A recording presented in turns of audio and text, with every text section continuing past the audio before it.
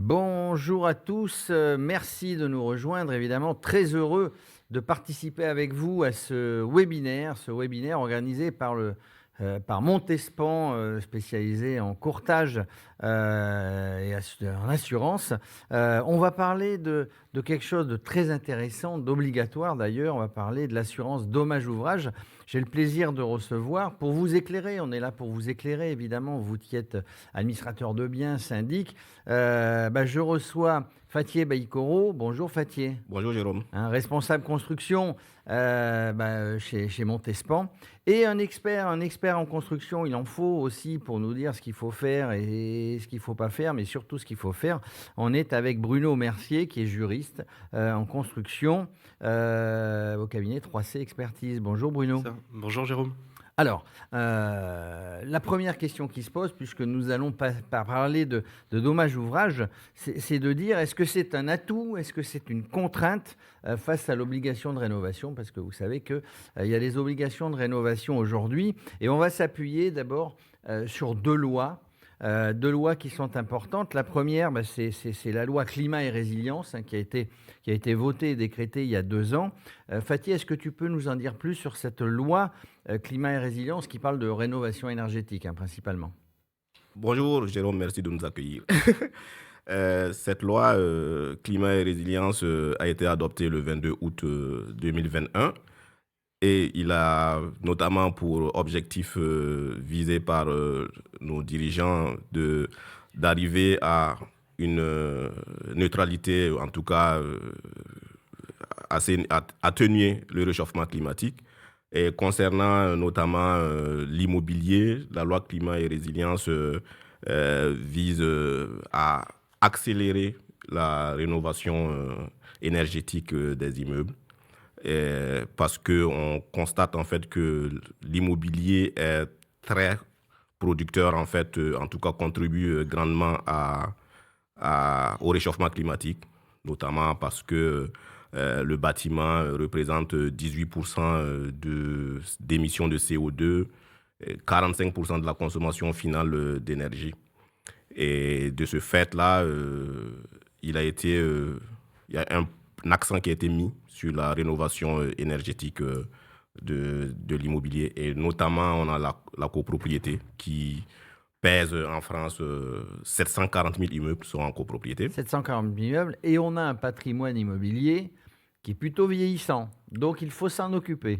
Exactement. Le patrimoine immobilier est à plus de 87% construit avant 2000. Avant 2000. Donc ça veut dire qu'effectivement, cette loi, alors on n'a pas à juger de la loi, elle existe, mais cette loi va permettre et va donner obligation à tous les syndicats de copropriétaires, aidés par des syndics professionnels dans la majorité des cas, donc à rénover pour aller dans ce sens. Alors la deuxième loi qui nous intéresse, et là je me tourne vers Bruno, c'est qu'il y a une loi qui est un peu plus ancienne, qui s'appelle la loi Spinetta, qui est de 1978. Certains d'entre vous n'étaient pas nés, mais qui donne une obligation de souscrire à une assurance. C'est ça, tout à fait. La loi du 4 janvier 78, donc dite loi Spinetta, du rapporteur Adrien Spinetta, en fait, elle a été abordée dans un contexte de multiplication des constructions et de fait des sinistres. Des délais d'instruction en fait qui étaient beaucoup plus longs qu'aujourd'hui des sinistres. Donc on pouvait avoir des sinistres qui se clôturaient au bout de 8 ans. Donc pour le maître d'ouvrage, c'était pas forcément évident. Une sous-assurance justement des constructeurs, de la plupart des constructeurs, ce qui faisait que même au bout de 8 ans, on avait un maître d'ouvrage qui n'avait pas forcément gain de cause et qui se retrouvait avec une construction complètement sinistrée. Pour y remédier, en fait, le législateur, lui, a mis en place 2 mesures principales. C'est l'obligation d'assurance, donc l'obligation d'assurance du maître d'ouvrage en dommage ouvrage, donc tous les dommages à l'ouvrage pendant une garantie, pendant 10 ans. Et pour responsabiliser les acteurs de la construction, il a également instauré un principe de présomption de responsabilité et une obligation d'assurance RCD. Pourquoi on voit aujourd'hui la loi Spinetta? C'est parce que dans le contexte justement de la loi climat et résilience, la plupart des copropriétés vont avoir à se poser la question de savoir s'ils sont sous le coup de cette loi ou pas. certains travaux d'ampleur peuvent relever justement de cette assurance. Et c'est ce qu'on va voir aujourd'hui.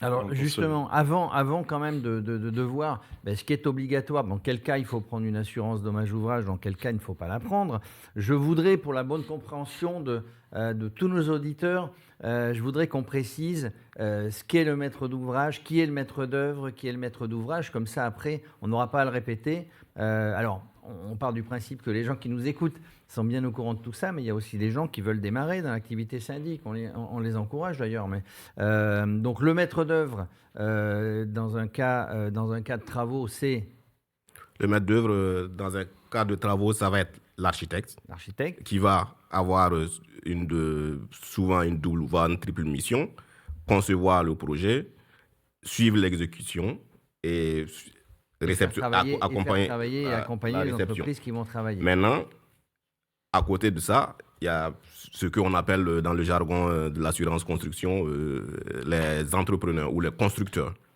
Même si en fait on peut parfois mettre le maître d'œuvre là-dedans. Là, on va avoir les entreprises au sens exécutant du terme. Et ensuite, on va avoir le maître d'ouvrage. Le maître d'ouvrage, c'est celui à qui va bénéficier l'opération de construction entre griffes. Et en matière de rénovation, le maître d'ouvrage, ça va être le syndicat de Le copropriétaires. syndicat des copropriétaires, Avec qui est aidé par le syndic, Voilà. le syndic professionnel ou le syndicat des copropriétaires qui va le faire tout seul. On appelle ça un syndic bénévole. Syndic bénévole. ça Voilà, va être- donc on a bien compris qui était le maître d'œuvre, qui était le maître d'ouvrage. Une fois cela posé, donc on va rentrer dans le vif du sujet parce que c'est important de tout savoir. Bruno, vous parliez d'obligation dans certains cas d'une assurance ou pas? C'est ça, tout à fait. En fait, on va se poser la question pour savoir si le maître d'ouvrage et les entrepreneurs doivent s'assurer et sont sous le coup de la loi Spinetta. On va s'intéresser à la notion d'ouvrage, en fait. La notion d'ouvrage, elle n'est pas définie par le législateur, et c'est donc la jurisprudence, donc l'ensemble des juges en France, qui définissent les contours de cette notion. On a plusieurs critères qui permettent de déterminer si on est face à un ouvrage. Et pour les syndicats des copropriétaires, on va surtout s'intéresser à l'ampleur des travaux de rénovation, par exemple, qui peuvent être un indice justement du fait qu'on est soumis à l'obligation d'assurance puisqu'on est face à un ouvrage. Et donc c'est la question justement que devront se poser les syndicats des copropriétaires. Est-ce que je suis sur l'enveloppe de mon immeuble, par exemple, sur les cas de ravalement de façade assez importants, les réfections d'étanchéité de toiture, par exemple, qui peuvent être des travaux justement qui sont soumis à 1792. Donc, 1792 du Code civil, c'est justement l'obligation d'assurance telle qu'elle en découle de la loi Spinetta. D'accord, donc là où je voudrais qu'on soit plus clair, puisque on va rentrer dans le vif du sujet, là on est dans la construction, on est syndic, on va démarrer une construction, voilà, en cours de travaux, on démarre pas une construction, on démarre une rénovation, en cours des travaux, évidemment, on imagine que la copropriété, par rapport à tout ce que vous avez expliqué, est protégée en cas de sinistre, mais on a plusieurs assurances. Donc il ne faut pas en oublier une, parce qu'il y a, on va dire, je cite comme ça, à la volée, la RCP, la dommage ouvrage, l'assurance tout risque. Donc commençons par l'assurance tout risque chantier. Qu'est-ce qu'elle couvre? Si on dit, voilà, on démarre les travaux, est-ce qu'on est couvert dès le début? Qu'est-ce que va couvrir cette assurance? Ça, tout à fait. En fait, il faut savoir que l'assurance dommage ouvrage et la responsabilité décennale ne commencent qu'à partir de la réception du chantier, c'est-à-dire en fin de travaux. Le législateur n'a pas forcément prévu de cas de garantie ou de contrat d'assurance qui couvriraient les dommages qui surviennent en cours de chantier. Alors qui surviennent aussi bien au chantier qu'au tiers au chantier. C'est dans ce contexte en fait que la plupart des assureurs ont proposé une garantie qu'on appelle la garantie tout risque chantier, qui, comme son nom l'indique, garantit tous les risques, à quelques exceptions près, du chantier. Vous allez avoir sur la garantie TRC une garantie de base qui va garantir les dommages matériels à l'ouvrage pendant la durée du chantier. On a ensuite, alors ça c'est l'assurance touriste chantier, on démarre. On a une assurance qui s'appelle la responsabilité civile du maître d'ouvrage, FATIer. C'est-à-dire que ça, il y a une obligation aussi de l'avoir par rapport à celui qui fait les travaux. Elle est également une assurance facultative. parce que en fait, on se rend compte que sur un chantier, une réhabilitation, il y a énormément en fait d'interactions. Et dans le cadre de d'un chantier, on peut être amené, il peut y avoir un accident de chantier causé à un tiers qui est soit voisin, qui est soit de passage. Je vais prendre l'exemple, par exemple, d'une chute de tuiles au moment de la réfection d'une toiture qui atteint en fait soit un véhicule, soit une personne qui marche en dessous. Ça, c'est pas de chance, hein. C'est pas de chance, mais il faut quand même l'indemniser. Et quoi de plus simple pour une victime que de se retourner vers le propriétaire de l'immeuble, Donc, en l'occurrence le syndicat des copropriétaires. Le syndicat ait pris cette assurance. Il est important qu'ils aient pris cette assurance parce que je vous donne toujours l'exemple de la chute de tuiles sur une personne. Si la tuile elle tombe sur une personne sur la tête et qu'il est handicapé ou il a des dommages corporels importants, ce serait bien d'être assuré parce que les coûts ne sont pas les mêmes en fait. Et donc, dans ce cas-là, l'assurance RCMO, comme on le dit dans le jargon, mais responsabilité civile du maître d'ouvrage, va permettre de faire face, en tout cas, à la réclamation que va subir le sinistré. Le sinistré. Ou non, le syndicat des copropriétaires. Le syndicat, oui. Voilà. Enfin, le premier problème, c'est celui qui va recevoir la tuile sur la tête. Mais effectivement, le syndicat, s'il est assuré, effectivement, c'est l'assurance qui va prendre en charge. Mais on y reviendra parce que tu as dit un mot qui était intéressant. Il y a un coût, mais on y viendra tout à l'heure. Il y a toujours un coût à calculer entre le coût de la prime et le coût du sinistre final. Il y a une troisième assurance, une troisième garantie, la garantie avant réception du contrat dommage-ouvrage, Bruno. C'est ça, tout à fait, qui est une garantie assez spécifique. Et si les syndics de copropriété sont confrontés à ce cas-là, c'est important qu'ils se rapprochent déjà de leur courtier, puisqu'elle n'est pas automatique, cette garantie. C'est une garantie des dommages qui vont affecter l'ouvrage. Ils doivent présenter un caractère de gravité, qui doivent porter atteinte à la solidité ou le rendre impropre à sa destination. Donc c'est une notion un petit peu difficile à appréhender. Et il va falloir respecter un certain formalisme, c'est-à-dire qu'il va falloir aller mettre en demeure l'entrepreneur de revenir de terminer son ouvrage et de réparer les dommages. S'il ne le fait pas, il faudra résilier son contrat et ensuite on pourra saisir l'assureur dommage-ouvrage. Donc c'est une garantie qui est quand même très formelle. Qui est intermédiaire. C'est ça, qui est intermédiaire en fait. Par principe, la loi Spinetta ne s'applique pas avant réception. Force est de constater qu'on a mis en place un système d'assurance aussi des dommages avant réception qui peut être utile dans certains cas. Qui peut être utile. Donc du coup, elle est obligatoire celle-ci. Alors le contrat dommage-ouvrage est obligatoire. Mais celle d'avant. La garantie avant réception, par contre, c'est une garantie en fait du contrat dommage-ouvrage. D'accord. À partir du moment où le contrat dommage-ouvrage est souscrit, on a la garantie, c'est ça. La garantie avant réception. Exactement. Alors, on va dire que les travaux sont lancés. On a parlé de tout ça parce que c'était important et de dire, pendant les travaux, il peut se passer tellement de choses qu'il faut être évidemment assuré. Et évidemment, le cabinet Montespan de courtage vous propose, mais ça on en parlera peut-être à la fin, vous propose toutes ces garanties, évidemment, quand vous êtes syndic de copropriété, Fatih. Exactement. On est à l'écoute des syndics et administrateurs de biens pour les accompagner, en tout cas, dans la garantie ou en tout cas dans la sécurisation de leurs opérations de rénovation qui, comme on l'a vu tantôt, vont être de plus en plus importants et de plus en plus, on va dire, avec des budgets assez gros pour atteindre en fait la neutralité carbone ou en tout cas la neutralité carbone. En tout cas, ce qui est important, outre le fait que vous faites un boulot d'assureur, entre guillemets, vous avez un rôle important de conseil et je me mets à la place d'un syndic de copropriété, d'un syndicat des copropriétaires. Il faut toujours être bien conseillé, donc c'est pour ça qu'évidemment, on se tourne vers vous. Rôle de conseil ultra important. Alors, les travaux ont démarré, les travaux sont finis.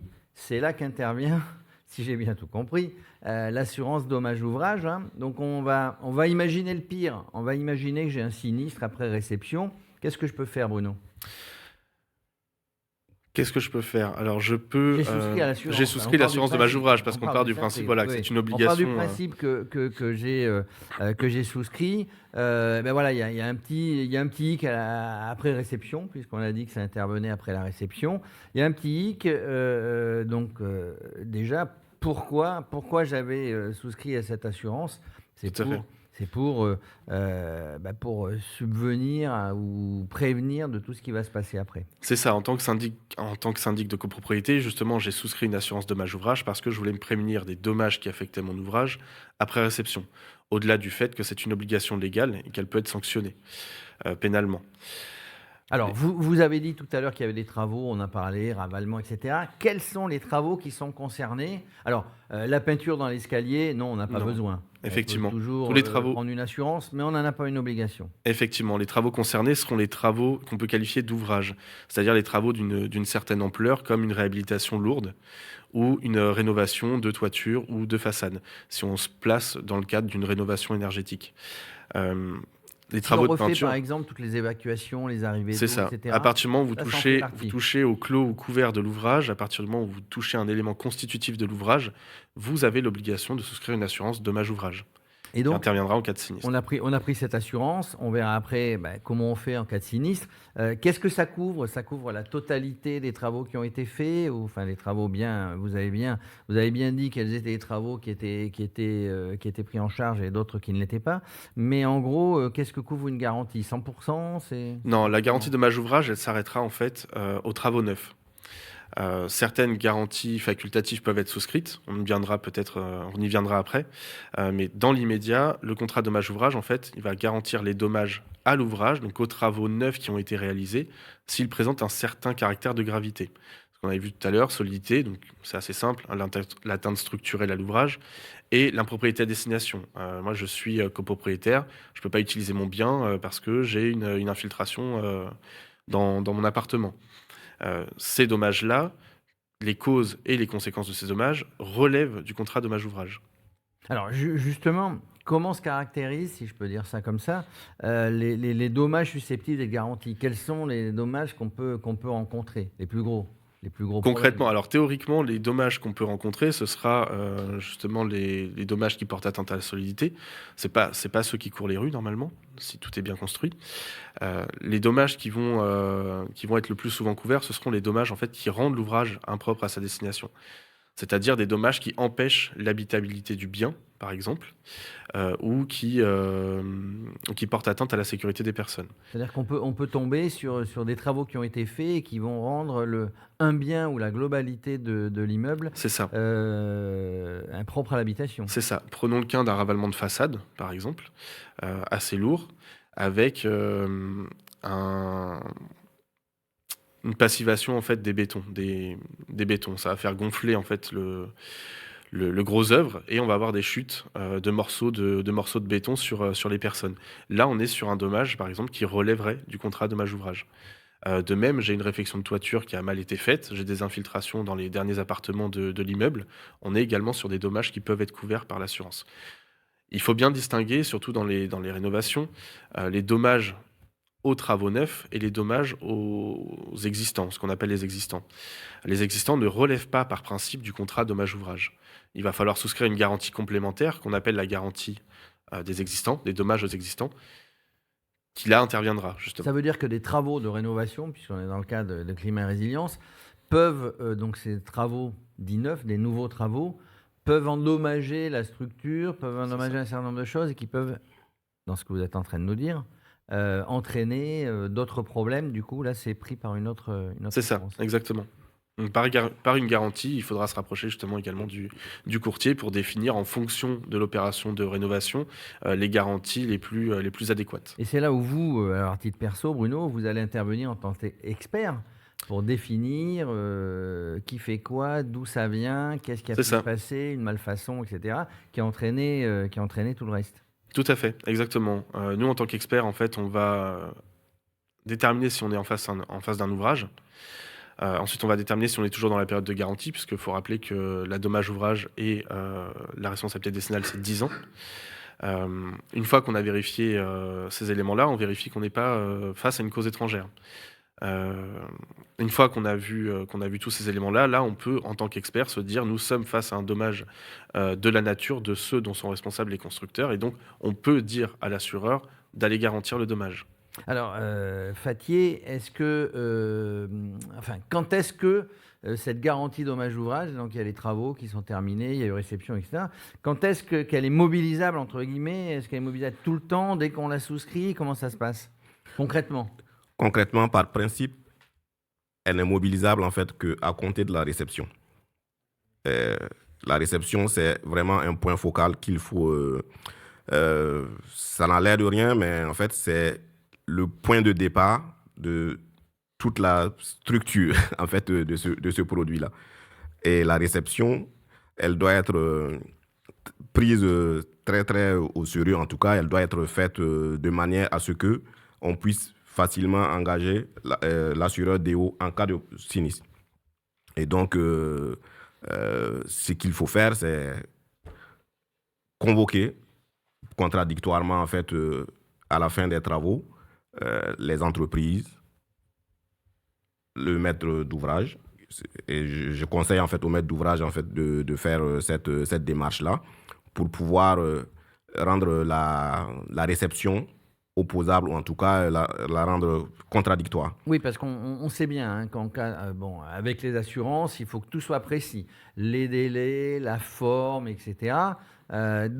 Et vous avez encore un rôle de conseil auprès des gens qui souscrivent à des assurances par votre intermédiaire. Il faut que tout soit bien calculé, tout soit précis, qu'il n'y ait pas de problème. Autrement, on va vers un litige. Effectivement. Et pour revenir en tout cas sur la réception, on sait qu'il y en a 3 sortes. Il y a une réception express amiable, qu'on appelle. Et celle-là, en fait, ça veut dire qu'à la fin du chantier, le syndicat ou le syndic et les entreprises se sont rencontrés sur le chantier, ont constaté que les travaux sont bien faits. Ils sont bien faits, bien terminés. Bien terminés et bien faits, en tout cas, conformes à ce qui est attendu. D'accord, conforme au contrat qui avait été passé. C'est ça. Après, ça ne signifie pas qu'il n'y aura pas des malfaçons, qu'il y aura des problèmes derrière. Mais en tout cas, on valide déjà sur l'immédiat, on sait que c'est une acceptation non équivoque par le maître d'ouvrage. Est-ce que vous, l'assureur, vous êtes sur le terrain avec eux ou non? Non. Nous, on n'intervient pas du tout à ce moment-là. On laisse le client et ses clients faire la réception. Et à partir de ce moment-là, la garantie, on va dire... et ensuite, à la fin pour être encore plus précis, après la réception, on a une période d'une année qui est la garantie de parfait achèvement. D'accord. Qui permet, en fait, je synthétise ça en disant que c'est le service après-vente de l'opération. Alors, ça veut dire... la garantie de parfait achèvement, c'est ce que vous appelez dans votre jargon la GPA. C'est ça, exactement. Alors justement, est-ce que ça ne vient pas s'entrechoquer entre la GPA, la GO, enfin la DO, pardon, la dommage ouvrage? Est-ce que tout ça ne vient pas s'interchoquer? Non, en principe, si tout est fait, tout fonctionne très bien, la GPA et la DO ne sont pas censés s'entrechoquer. D'accord. La GPA, en fait, la donc DO, c'est la première année. C'est la première année. La DO va commencer à intervenir à la fin de la période de GPA. Donc, la GPA, comme je l'ai dit tantôt, c'est le service après-vente. En principe, tout désordre qui survient dans cette période-là doit être repris par l'entreprise. Et pour aller plus loin, dans ce cas-là, moi, je conseille en fait aux syndics, dès lors qu'il y a des désordres constatés pendant cette période-là, courrier recommandé avec AR, adressé à l'entreprise pour pouvoir, avec un délai d'intervention. Pourquoi je dis ça? Parce que, à titre exceptionnel, l'assureur DO peut intervenir sur des désordres qui sont survenus en période de parfait achèvement. Tiens, puisqu'on est là pour donner des conseils, est-ce que c'est préférable de tout de suite faire intervenir un huissier, constat d'huissier, ou qu'est-ce que vous conseillez, vous? Non, l'huissier, C'est pas encore nécessaire. C'est pas encore nécessaire On parce verra que en après. fait, parce que c'est une garantie en fait, c'est une garantie légale Oui, mais de due faire par les constater au moins le dégât, non? à partir du moment où nous le client le constate ou le syndic le constate et en avise l'entrepreneur qui a fait les travaux, c'est suffisant. Constat, mise en demeure de le faire. Et après, on voit. Je dis ça parce que, bon, je finalise, parce que les syndics ont souvent des entreprises avec lesquelles ils travaillent depuis des années, en Ils confiance, se connaissent et il n'y a et pas besoin ils vont de faire intervenir fonctionner la par justice. appel téléphonique. D'accord. Normalement, Non. ça se résout comme ça. Ça, c'est la théorie, hein, mais normalement, ça se résout comme ça. Commençons simple quand on constate un dégât. Hein, commençons simple, hein, Oui. ne pas compliquer les choses, après on verra si ça se complique. Alors, Bruno, tout à l'heure, a parlé de garanties complémentaires importantes, Fathier, hein, en disant, bon, il n'y a pas qu'une seule assurance à prendre, il y a des garanties complémentaires. Qu'est-ce qu'on pourrait ne pas oublier, même si ça n'est pas obligatoire, dans les garanties complémentaires? Il ne faut pas oublier On parlait, hein, de dommages aux existants, donc le dommage. Il donc faut il faut prendre quelque chose qui va couvrir le dommage aux existants. C'est ça, exactement. Il faut déjà savoir l'existant, en fait. Mais est-ce qu'il faut un pas état définir. des lieux, du coup je pose une question comme ça, mais est-ce que tous les gens qui nous regardent... Alors d'ailleurs, tiens, vous pouvez nous poser des questions, hein, en direct. On est sur Teams, on est sur LinkedIn. Si vous avez envie de poser des questions, nos experts sont là, évidemment, pour répondre à toutes les questions. Mais du coup, est-ce qu'il faut faire un état des lieux, Bruno, un état des lieux de l'existant avant de démarrer? Il faut surtout bien définir les travaux qui vont être réalisés, justement pour pouvoir dissocier à terme l'existant des travaux neufs. Certains existants, en fait, vont se retrouver indissociablement liés aux travaux neufs et bénéficieront de la garantie. La garantie des dommages existants, c'est important justement de la souscrire sur des travaux de rénovation parce que l'assureur, lui aussi, va pouvoir voir quel est son risque. Quels sont les travaux sur lesquels va porter cette garantie et les travaux qui relèveront de sa garantie obligatoire. C'est important justement dans un premier temps, bien définir le projet, savoir exactement sur quoi on intervient et ce qu'on garde comme existant.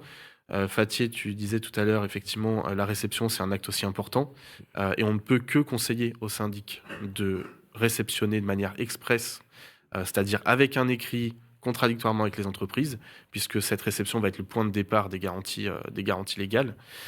C'est vraiment 2 points importants. Sur les garanties complémentaires, on peut aussi viser la garantie des dommages immatériels. Oui, alors des travaux... c'est quoi justement la garantie Alors, des dommages immatériels? Pour schématiser, Fathier, si tu... Ne vous disputez pas, vous avez tous les deux la parole. Non, la garantie des dommages immatériels, ça va être tout ce qui est consécutif à un dommage matériel garanti. C'est-à-dire, un exemple toujours, on a une infiltration dans un local et inhabitable. Le local, il est inhabitable, il y a une perte de loyer. La perte de loyer, ça va être un dommage immatériel. Et donc ça, c'est une garantie qu'on va prendre auprès de vous, qui est obligatoire du coup ou pas? Non. Mais vous allez le conseiller fortement parce que je reviens sur l'état, et Fathier le disait tout à l'heure, sur l'état du patrimoine immobilier, je ne sais plus comment tu disais, de logement, ou en tout cas en copropriété, etc. Donc, plus l'état est bas, entre guillemets, plus on a de risques justement de problématiques futures sur l'existant. C'est ça, exactement. Et donc il faut vraiment y songer. Et il faut y songer, en tout cas, dans le cadre de la souscription d'une assurance dommage-ouvrage, avoir le maximum de...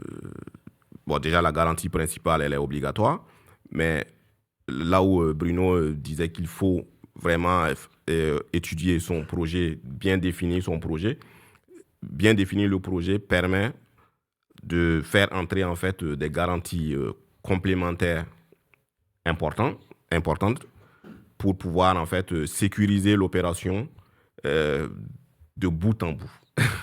Et donc en cela il faut se rapprocher de son courtier pour pour pouvoir définir les garanties à souscrire. Ça veut dire qu'en cas de gros travaux, évidemment, il faut tout prévoir. Il faut prévoir, Bruno, le pire, ce qui pourrait se passer, etc., pour justement souscrire au bon contrat, aux bonnes assurances. Donc c'est un vrai travail antérieur, mais de toute manière, quand un syndicat de copropriétaires se lance dans des travaux, ça n'est évidemment pas fait à la légère, et à un moment donné, ça ne se fait pas en 3 claquements de doigts.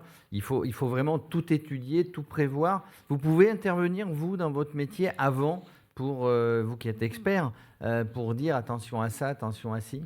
Alors nous, notre activité en fait d'expert se situe surtout côté assureur. Après, C'est-à-dire que voilà, on va pas Au cas où. assister forcément les maîtres d'ouvrage, donc les maîtres d'ouvrage syndics, dans la définition des travaux. Par contre, il existe des cabinets d'expertise et des cabinets de courtage qui sont à même justement, parce que c'est le cœur de leur métier, qui aide à préparer. c'est ça, voilà, qui aide à préparer le projet. Il faut souligner aussi le rôle du maître d'œuvre, parce que si on fait appel à un maître d'œuvre, généralement, c'est Donc lui qui doit l'architecte, définir. on va C'est dire. ça, l'architecte, exactement. C'est lui qui justement définit ce projet et va aiguiller le maître d'ouvrage vers les assurances adéquates. Vous voyez, puisque vous intervenez en tant qu'expert, vous voyez parfois des choses qui arrivent, malheureusement, et il y en aura de plus en plus, et j'espère que non, mais il y en aura, puisqu'on va faire de plus en plus de travaux par rapport à la loi. Vous voyez des choses qui auraient pu être évitées. Je dis ça pour nos collègues syndics et qui ont peut-être jamais eu affaire à ce genre de travaux, mais qui vont avoir à gérer tout ça, des projets mal ficelés, des projets mal montés qui font que, fatalement, derrière, on a le sinistre. Oui, on en rencontre tous les jours, effectivement, hein, des rénovations ou des réhabilitations qui ont mal été organisées dès le départ finissent généralement sur des absences de garantie et des contentieux judiciaires, enfin des contentieux qui peuvent durer un certain nombre d'années. C'est pour ça que plus on sera préparé et mieux on sera assisté, moins on aura de difficultés après la réception de l'ouvrage, même en cours de chantier. Voilà, Je- dans le schéma, Fatih, oui. tu voulais Oui, je rajouter pourrais quelque rajouter que, en fait, justement, en se rapprochant de son courtier pour souscrire une DO, ou en tout cas chose. Dommage ouvrage. une dommage ouvrage, c'est aussi le lieu de bénéficier en fait d'accompagnement ou de conseils. De bons conseils de Pour pouvoir, professionnels, parce pour que pouvoir- vous, en tant que courtier, évidemment, et toi, Fatih, spécialiste de la construction chez Montespan, tu en as vu d'autres. Et donc, ton expérience fait que va se transformer en conseil efficace que n'importe quel syndic aurait besoin. C'est ça. Et ça permettra surtout de les accompagner sur les intervenants qu'il faut. Alors, Pour- les au moment de la intervenants qu'il souscription. faut, c'est-à-dire les entreprises, tu disais tout à l'heure que parfois on travaille avec des gens qu'on connaît. Là, on est sur du sérieux, hein, sur des gros travaux. Alors, on parlait avant, donc il y a l'état des lieux, on regarde, on est conseillé, qu'est-ce qu'on va faire, etc. Il y a les travaux, bon, on part du principe qu'on a confié ça à des gens sérieux qui vont faire le job, et oui, il en existe. Et derrière, il y a l'après, hein, on disait, puisque la garantie dommage ouvrage intervient après. Il y a un formalisme, on sait que dans les assurances, hein, et même que ce soit pour un dégât des eaux à la maison, pour un accident de voiture, etc., il y a un formalisme. Alors, il y a des choses qu'il faut faire impérativement dans ce formalisme, hein, tu vois ce que je veux dire, Fatih. Il y a des choses qu'il faut faire, il y a tout un process qu'il faut mettre en place. Qu'est-ce qu'il faut faire déjà si on s'aperçoit que ça y est, on est sur un sinistre? Il faut faire la déclaration déjà à son Ouais, assureur. Mais rapidement, est-ce Et qu'il y a un délai? Est-ce qu'il y a un délai dès la constatation, Dès dès la la constatation du sinistre? Bon, on a quand même une garantie de 10 ans, mais sachez que la prescription biennale de l'assurance est toujours d'actualité, même si on est sur une garantie sur 10 ans. Oui, C'est-à-dire qu'à partir du moment où il y a on... toujours la garantie, la biennale, c'est-à-dire 2 ans, et ensuite il y a 10 ans. Mais ce que je voulais dire, le formalisme, c'est de dire, est-ce que, bon, allez, on constate, est-ce qu'il faut faire, par exemple, un accident de voiture, je crois qu'il faut envoyer le constat dans les 24 heures ou dans les 48 heures. Parce que ça, c'est le piège. Il ne faudrait pas se faire piéger, pour tous les amis qui nous regardent, pas se faire piéger sur un truc qu'on n'aurait pas fait ou qu'on n'aurait pas fait dans les délais. Non, il faut adresser son courrier recommandé avec accusé de réception à l'assureur DO Parce que, pourquoi le courrier recommandé? Sachez que la gestion d'un sinistre DO par l'assureur dommage-ouvrage est enfermée dans des délais légaux, en fait, pour pouvoir... j'ai failli utiliser un anglicisme, c'est très, très timé. Ouais. Il y a des Alors, temps on d'intervention. comprend les anglicismes Il y a des, quand même. il y a des temps d'intervention. Oui. Pourquoi en fait, il y a ces délais-là? Parce que, comme disait Bruno au début, il y a des sinistres qui ont duré 8 ans D'accord. au début. Maintenant, une des raisons qui ont poussé à la réforme Spinetta, c'est non seulement la réparation, mais la réparation rapide des désordres, parce qu'on est quand même sur du patrimoine immobilier, donc l'habitation, très souvent, et il faut que les gens habitent. Et il faut que les gens habitent, il ne faut pas qu'ils soient évidemment à la rue. Donc, Donc en gros, je constate le sinistre, lettre recommandée, etc. On est avec la compagnie d'assurance. Et donc là, vous dites avec Bruno, il va falloir aller vite parce que les gens ont besoin de se loger, on peut pas laisser les gens dehors. Donc là, à ce moment-là, la compagnie va certainement faire appel à un expert C'est ça. qui tout va à fait. juger du sinistre et de ce qui s'est passé et ce qu'il y a à faire. C'est ça, exactement. La compagnie, en fait, c'est elle qui va subir le formalisme de Spinetta, c'est-à-dire qu'elle va avoir des délais auxquels elle ne peut pas déroger, notamment le J+60. Elle aura 60 jours à compter de la réception de la déclaration pour se prononcer sur la mobilisation ou non de la garantie dommage-ouvrage. Tu disais, Fatih, que c'était timé. En fait, on a plusieurs délais comme ça.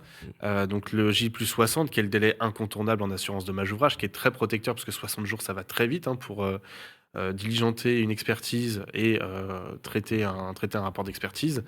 Généralement, c'est vraiment la course. Une fois que l'assureur dommage-ouvrage aura accordé sa garantie, il aura 30 jours supplémentaires, auxquels il pourra déroger éventuellement, pour proposer une indemnité. Une indemnité qui devra être suffisante pour pouvoir réparer les dommages dans leur intégralité. Et il a encore un dernier délai. Là, l'assureur propose une indemnité. C'est ça, on part du Le syndic principe. n'a pas à se prononcer. Enfin, le syndic. Non, le syndic fait juste la déclaration de sinistre. Il assiste mais aux lui, expertises. Il dit bon, ok, on a ça, on va reprendre les travaux en gros. C'est ça. Après, l'assureur dommage ouvrage en fait va verser sur la base soit de devis, soit de l'évaluation de l'expert, va verser une indemnité destinée à la réparation des travaux. On ne peut pas faire ce qu'on veut avec cette indemnité. Il faut vraiment l'utiliser pour les travaux. L'assureur dommage ouvrage peut revenir récupérer l'argent si jamais ça n'a pas été utilisé. Et le dernier délai qui est assez contraignant pour l'assureur dommage ouvrage, c'est ce fameux délai de 15 jours, une fois que le syndic aura donné son accord sur l'indemnité. Il aura 15 jours pour régler, sinon il s'expose à des sanctions. D'accord. Alors, tout ça mis bout à bout, alors si c'est un petit problème qui permet de vivre dans la copropriété, tout va bien, mais tout ça mis bout à bout, ça fait 60 jours, plus 15 jours, plus 15 jours, plus 15 jours. On est facilement à quelques mois quand même. Donc s'il y a des gens qui sont à la rue, qu'est-ce qu'on fait ? C'est là où justement l'intérêt des garanties facultatives. On a parlé tout à l'heure, exactement. Non, mais c'est pour ça que j'en reparle volontairement, en faisant le candide. C'est que c'est des cas que vous avez connus. C'est des cas qui peuvent se reproduire et il faut que nos collègues syndics, à un moment donné, sachent que ils sont aidés, à condition de prendre les bonnes garanties. Exactement. Il faut pas en fait mettre en fait.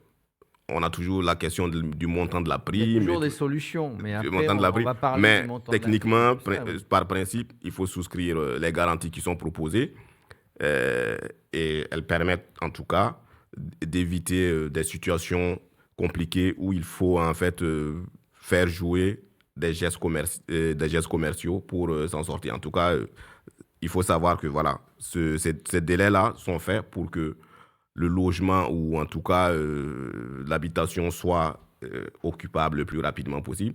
Parce que, quoi qu'on dise, même dans un sinistre multirisque immeuble simple, on n'a pas toujours ces délais-là en fait, de gestion de sinistre. Donc là, on a quand même normalement en 105 jours maxi, un sinistre peut être réglé et Alors, 105 jours, on va considérer qu'il sera réglé, à condition évidemment d'avoir pris toutes les garanties, mais on y revient, on a l'impression qu'on insiste, mais c'est hyper important, à condition que, parce que ce délai de 105 jours peut être multiplié par 3, par 10, si les choses n'ont pas été faites. Aussi bien si on n'a pas souscrit les bonnes garanties, que si on n'a pas été bon dans le timing, etc. Donc c'est ça qu'on veut faire éviter aux gens qui nous écoutent aujourd'hui. Mais il faut savoir aussi que ce délai n'est pas juste un délai de principe. Ce délai, il est sanctionné par le non-respect de ce délai par l'assureur est sanctionné par la loi. Et ça veut dire que l'assuré qui est victime, en tout cas, d'un sinistre dommage ouvrage qui devrait être garanti, surtout le délai de J60, si on n'a pas de prise de position, prise de garantie, ou en tout cas, ou refus de garantie, parce que tout n'est pas accepté, il y a le refus de garantie aussi. Mais en tout cas, s'il y a un retard de traitement, l'assuré est en mesure, en fait, de faire les travaux et de transmettre, on va dire, la facture à la compagnie pour prise en charge. Parce que, hors non-respect du délai, l'assureur ne peut plus contester sa position, ne peut même pas, en fait, faire jouer la nature. Je suis d'accord avec toi, mais en général, les assureurs sont suffisamment bien organisés pour pas dépasser les délais. Oui. Vous, Bruno,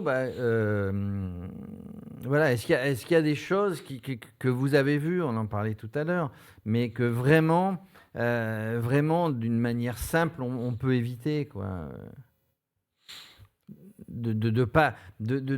Quelque chose à ne pas oublier quand même quand on fait tout ça, dans tout ce process. Vous avez vu en tant qu'expert des choses qui ont tourné en eau de boudin, on va dire, c'est un terme que tout le monde comprendra, parce qu'une toute petite chose n'avait pas été faite. C'est ça, parce qu'on est passé à côté de la qualification justement des travaux, par exemple. On s'est pas rendu compte en tant que syndic que les travaux qu'on allait entreprendre, en fait, étaient suffisants pour entrer dans la garantie, dans l'assurance obligatoire. Donc effectivement, c'est ce qu'on disait, ce qu'on répète depuis le début, c'est qu'il faut être bien accompagné. Il ne faut pas faire l'impasse sur ces assurances obligatoires. Il ne faut pas non plus faire l'économie de se dire je vais prendre une assurance qui n'est pas chère. Faut bien se rappeler que c'est une assurance qui doit couvrir les sinistres pendant 10 ans. On a le cas récent d'assureurs en libre prestation de services, donc des assureurs étrangers basés dans des petits paradis fiscaux, qui ont oublié que le risque décennal, c'était 10 ans. Donc on se retrouve à souscrire des primes pas chères, effectivement, des contrats avec des primes pas chères, mais sans garantie en face. Alors, vous avez raison d'insister là-dessus, parce qu'il y a une question qui nous arrive sur le direct. Il y a une question qui nous arrive qui dit comment est calculée, tiens, ça te concerne, Fatih, comment est calculée la prime d'assurance dommage-ouvrage pour la copro? La prime d'assurance, pour répondre par principe et puis rentrer au cas, la prime d'assurance est calculée sur la base du montant des travaux, de la nature, des intervenants, parfois, vont rentrer en compte dans la prise en charge de la prime. Parce que si on fait intervenir une entreprise qui n'est pas suffisamment qualifiée, la prime peut monter. Oui. Le moment de souscription, j'en profite pour attirer l'attention de nos chers auditeurs sur la nécessité de souscrire avant l'ouverture du chantier. Parce que en ce moment, on peut bénéficier de toute la panoplie des garanties possibles. Alors ça on y reviendra tout à l'heure pour terminer sur un pack de garanties que vous allez proposer chez Montespan. Mais justement, pour continuer, quels sont les facteurs, du coup, tu l'as dit, mais plus précisément, qui peuvent faire exploser une prime de dommage ouvrage?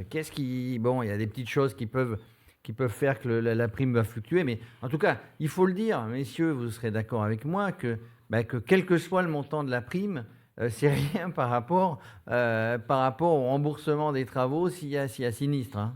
C'est ça. Il faut pas oublier que voilà, c'est une assurance, mais que c'est pas trop cher par rapport à tout ce qui peut se passer derrière. C'est effectivement une assurance obligatoire et la prime sera toujours moindre que 10 ans de sinistre sur une copropriété. Et même pour abonder dans ton sens, c'est même plus de 10 ans parfois. Si on souscrit un pack de garantie avec une TRC Touriste Chantier, une RCMO qui commence avant les travaux, et on a quand même peut-être une couverture sur 12 ans, voire plus, selon la durée des travaux. Et ce n'est pas, bon, ça a un coût, hein, mais ça reste quand même raisonnable par rapport au risque encouru. On disait, oui, Bruno, vous vouliez rajouter. Pour l'explosion de la prime, effectivement, on peut se retrouver face à des primes d'assurance démentielles si on a mal préparé son chantier en amont. Si j'ai pas fait appel à un maître d'œuvre, par exemple, et que je fais moi-même les travaux, ma prime sera plus importante. Si je fais pas intervenir un contrôleur technique, ce sera pareil. Si je vérifie pas la bonne assurance de mes intervenants au chantier, je peux me retrouver aussi bien à la souscription avec une prime démente qu'en cours de décennale avec des surprimes parce que l'assureur dommage ouvrage ne pourra pas obtenir ses recours. Donc effectivement, la préparation du chantier, c'est vraiment un acte très important. Et l'examen des garanties et des contrats à souscrire aussi. Alors ça Bruno, il est directement dans une question qu'on nous avait posée. Quels sont les conseils que vous donneriez à des gestionnaires de copropriété? Donc ça fait partie de... la réponse fait partie de anticiper la question finalement. Donc c'est bien préparer ses travaux, bien étudier. Fatih, est-ce que tu aurais d'autres conseils à donner? Un des premiers conseils, c'est de souscrire avant l'ouverture du chantier. On le répète, mais c'est ultra important parce que la souscription dès l'ouverture du chantier, en tout cas en amont, permet à votre courtier, à votre conseiller ou en tout cas à l'assureur de vous indiquer les assurances plutôt qu'il attend des intervenants et de vérifier aussi si les intervenants sont qualifiés pour les travaux que vous voulez entreprendre. Et justement, tiens, c'est une question que je me pose souvent moi, quand je fais les travaux chez moi. C'est est-ce que je dois vérifier que l'intervenant, il a bien toutes les assurances quand même? Vous pouvez le vérifier, mais l'assureur, en tout cas à qui vous sollicitez la dommage ouvrage, va vous le redire. Mais le mieux, c'est de le vérifier vous-même pour transmettre le dossier le plus complet possible et pouvoir être assuré dès le début de votre chantier pour éviter... Là, je prends un exemple empirique. Il arrive que des dossiers incomplets qui engendrent des allers et retours entre le client, l'assureur ou le courtier retardent en fait la mise en route du chantier. Ou, vu que les entreprises sont tenues par sont dans des plannings assez serrés, font que le chantier débute alors que l'assurance n'est pas encore prise. Ce qui peut engendrer la perte d'une garantie complémentaire importante telle que la TRC. Il y a une question, alors tout ça j'ai bien compris, il y a une question qui nous est posée, vous allez certainement pouvoir y répondre, qui nous est posée en direct, puisqu'on a parlé tout à l'heure de la dommage ouvrage, mais aussi de la GPA, la garantie de parfait achèvement, c'est ça. Quel désordre entre en principe dans la GPA? C'est quoi le type de désordre? Tous les désordres. Tous les désordres, ça va. Tous les désordres. Il faut déjà savoir si vous vous placez du côté constructeur ou du côté assureur. Du côté constructeur, effectivement, tous les désordres vont entrer dedans, du désordre esthétique au désordre structurel. Côté assurance dommage ouvrage, on va être limité justement aux dommages d'une certaine gravité. Effectivement, je dis tous les désordres parce que, en principe, tous les désordres qui ne rentrent pas dans le dommage ouvrage. C'est une garantie légale due par le constructeur. Donc, tout ce qui est désordre qu'on constaterait dans cette période-là, moi, en tout cas, je me mets en tant que syndic moi, syndic, je le déclare à l'assureur, à l'entreprise, et elle doit intervenir pour le réparer. Et alors, en parlant de primes, moi, la question que je me posais, puisque bon, on est dans une copropriété, qu'on soit 10, qu'on soit 15, qu'on soit 100 dans une copropriété. Donc, il y a toutes les garanties à prendre. Et on en a parlé depuis le début de cette intervention. Est-ce que un des propriétaires ou les propriétaires particuliers habitant dans la copro doivent souscrire à des garanties qui seraient complémentaires, qui seraient inutiles? Parce que tout à l'heure, Bruno disait, il peut y avoir des travaux dans le collectif qui vont affecter un bien individuel. Donc, est-ce que... Alors, on sait bien qu'il y a une assurance qui est obligatoire, une assurance habitation prise par les habitants de l'appartement, du local.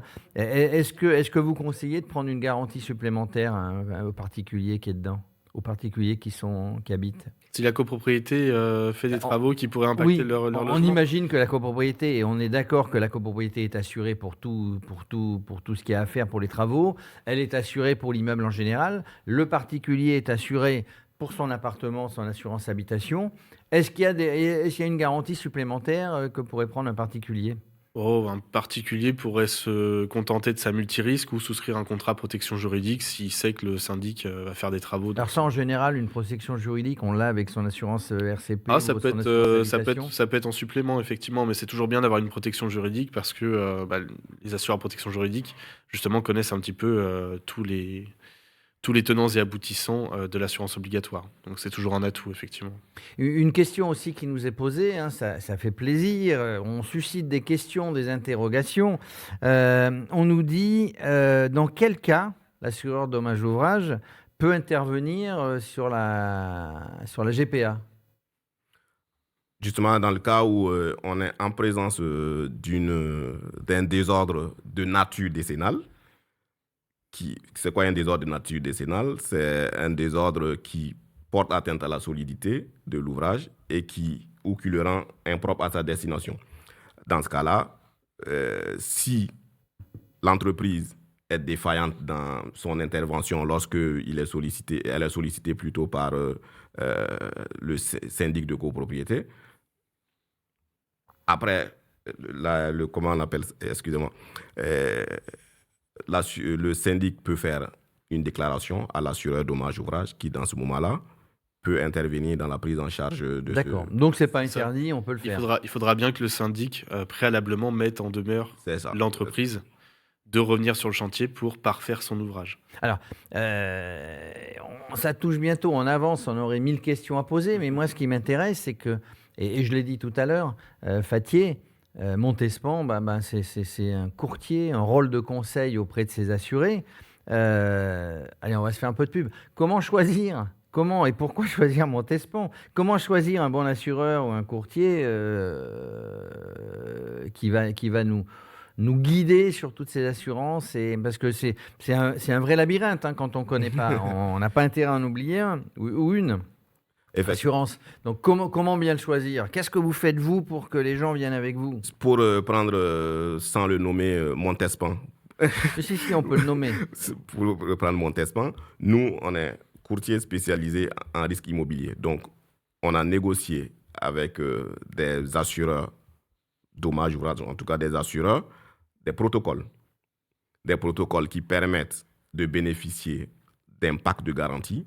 Alors justement, dans ce pack de garantie, on a tout pour un prix raisonnable. TRC, RCMO, DO, CNR. Alors, redis, hein, parce que là, tu nous dis des termes, mais bon, alors, redis exactement, sois précis avec nous. Avec le protocole Montespan, on a la tout risque chantier, dont on a parlé, la garantie responsabilité civile du maître d'ouvrage lorsque on a des dommages qui sont occasionnés à des tiers en cours de chantier, la dommage ouvrage qui est la mère des garanties, la CNR,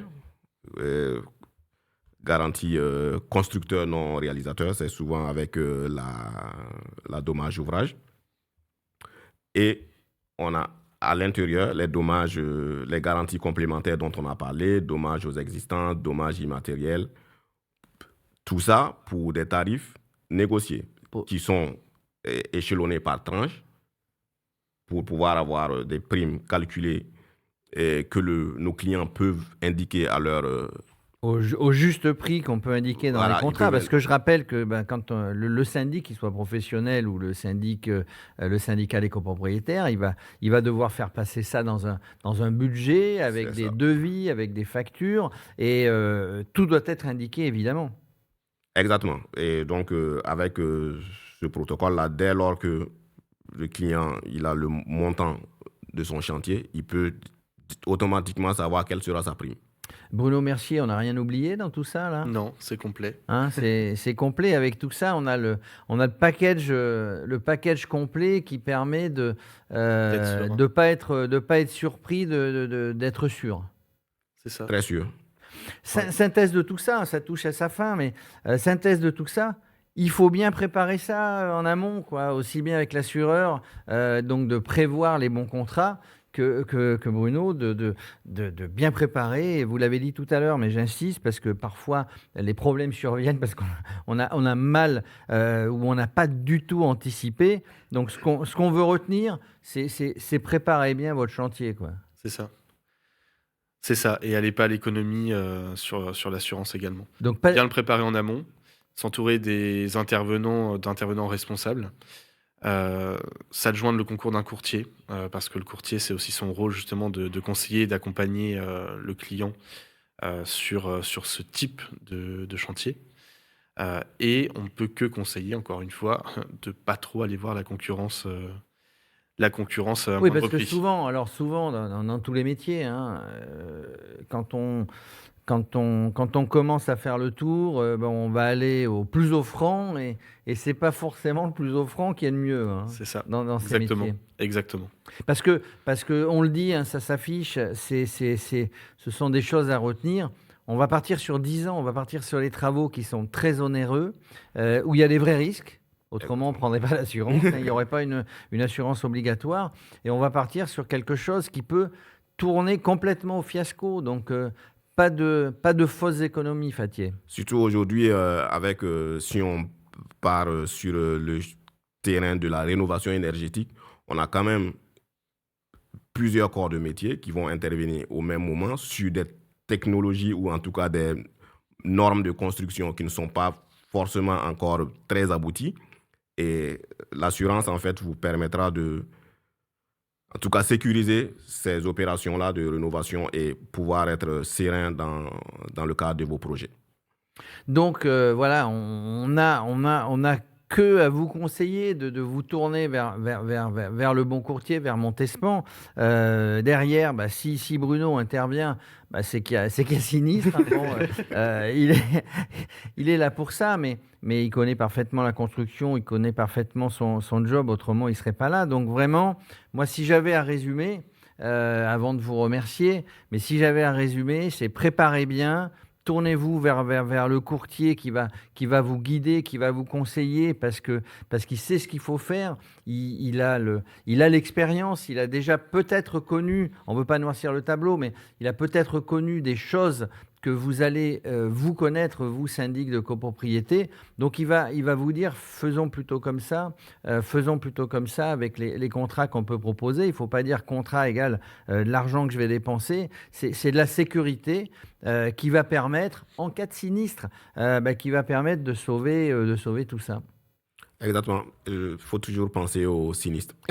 Non, mais quand on parle en matière d'assurance, c'est pas Bruno qui va me contredire. Il faut toujours penser à ce qui peut se passer. Et effectivement, quand on dit on en parle avant, c'est que vous, en tant qu'expert, les compagnies d'assurance, vous Fathier en tant que conseil Montespan courtage, vous savez ce qui s'est passé déjà avec d'autres. Et le but, c'est que ça ne se reproduise pas avec vos clients. Exactement. Eh ben si vous avez quelque chose à rajouter, Bruno, tout va bien, on a tout dit? On a tout dit. Il ne faut pas oublier que le syndic va être recherché aussi en cas de dommage, hein, si le chantier est mal préparé. Donc ça lui permet aussi. C'est-à-dire que le syndicat des copropriétaires peut se retourner vers le syndic pour défaut de conseil. Et défaut de conseil, exactement. Pour défaut de conseil. Donc ça, c'est important. Amis syndic, hein, vous êtes dans ce métier, faites attention, prévoyez. Il vaut mieux prévenir que guérir, hein, c'est le terme. En tout cas, il me reste à vous remercier. Bruno Mercier, expert, merci de nous avoir éclairés. Fathier, Montespan Courtage, merci. Et surtout, merci à vous tous qui nous avez suivis. Vous pouvez évidemment retrouver tout ce webinaire. Si vous n'avez pas pu le regarder en entier, vous pouvez le reprendre. C'est ça l'avantage maintenant avec les moyens modernes que nous avons. Vous pouvez continuer à poser des questions à Montespan. Si vous êtes client, vous les connaissez. Si vous n'êtes pas client, n'hésitez pas, vous serez évidemment renseigné. Et puis, s'il y a des questions, Fatih et toute l'équipe de Montespan saura y répondre. Merci à vous tous. À la prochaine fois.